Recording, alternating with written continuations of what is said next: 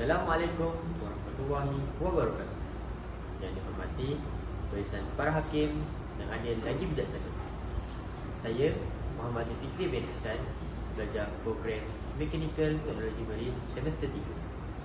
Saya mewakili para pelajar kolej vocational Pasir Gudang akan menceritakan sedikit tentang tokoh bahasa negara kita, iaitu Tun Sri Lanang. Nama sebenarnya ialah Tun Muhammad bin Tun Ahmad. Beliau ialah Bendahara Johor semasa pemerintahan Sultan Abdul Jalil pada tahun 1570 hingga 1579. Pada 1613, beliau dibawa ke Aceh apabila Johor telah dikalahkan oleh Aceh. Di sana, beliau mengajar bahasa Melayu kepada Syekh Nuruddin Al-Raniri dan menyambung penulisan bukunya, Sejarah Melayu. Buku tersebut membolehkan kita mengetahui sejarah dan budaya bangsa kita pada hari ini. Beliau telah dilahirkan di Bukit Suluyut, Batu Sawah, Johor pada tahun 1565. Tun Sri Lanang sangat dikenali kerana karyanya iaitu Sulalatus Salatin, iaitu sejarah Melayu yang merangkumi pelbagai sejarah masyarakat Melayu, Jawa, Brunei, Patani dan Campang.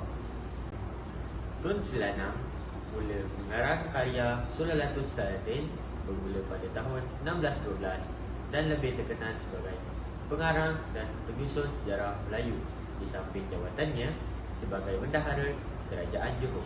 Beliau disifatkan sebagai seorang yang kreatif, berpengetahuan luas dalam aspek penggunaan gaya bahasa dan penulisan, peraturan dan adat istiadat Melayu.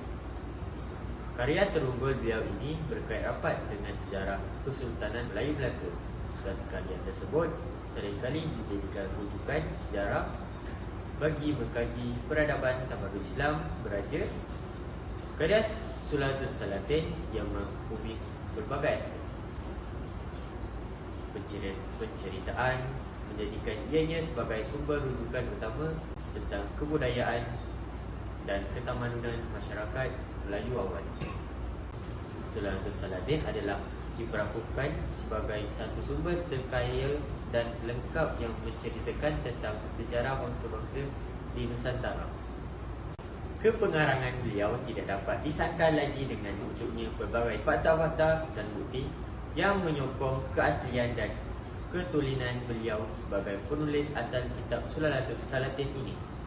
Kebijaksanaan dan kepintaran beliau dalam ilmu mengarang jelas terpancar dalam karyanya apabila beliau berjaya menyampaikan mesej dan pengajaran melalui kata-kata yang tersusun indah dalam bait-baitnya, serta imajinasi lakaran peristiwa yang dilukis indah dalam kitab tersebut.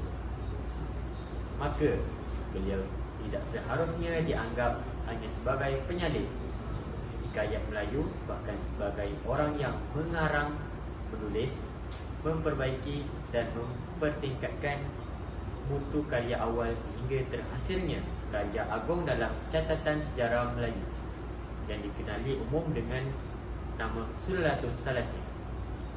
Dengan itu, terselah ilmu kepengarangan dan persuratan Tun Sri Lanang dalam memertabatkan sejarah kegemilangan masyarakat Melayu seperti yang tercatat dalam karya agung. Sekian daripada saya.